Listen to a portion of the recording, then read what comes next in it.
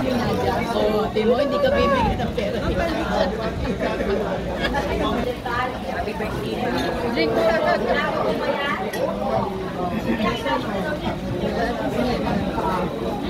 Yeah, how long you been working with Ate Guy? Sabi ko, parents can work, define work. It's not work. Friends, family, I don't remember. I don't count the years. Memories with Ate Guy, unforgettable memories with her. Give us one.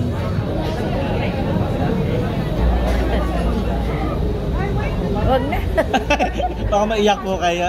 You're so emotional with Basta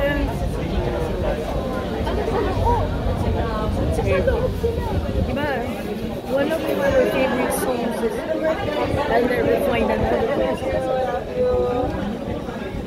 We will find another. Ma'am, if ever po namin, narinig tayo na may mensahe ba kayong gusto iparating sa kanya? May mensahe ba kayong gusto iparating sa atin? Big na.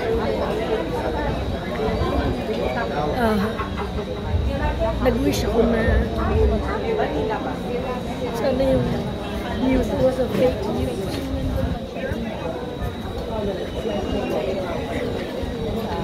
Pero totoo pala. For the first time, I craved for a fake news.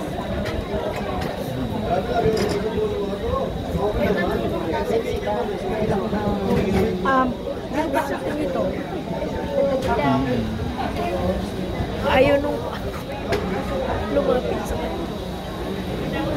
Kasi ako, ang consolation ko lang. Sabi ni Jesus kasi ng isang tao namatay ng Holy Wednesday, dadalhin niya sa langit. So I'm sure God is in everything. She went away on Good Wednesday. Ma'am, napalagay niyo, gaano kalaking kawalan po si Ate Guy sa industriya at sa mga tao nagmamahal sa kanya? Gaano ka? Kalaking kawalan ngayon. Gaano kalaking kawalan? Hindi na tinatanong yun. Wala na ibang katulad. So, the vacuum that she left.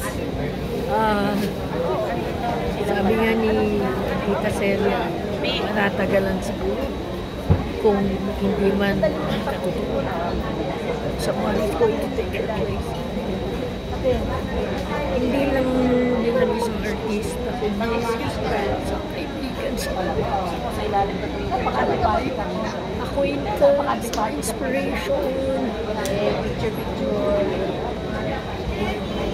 Picture lang ko kayo. Thank you po. Salamat po, ma'am. Salamat.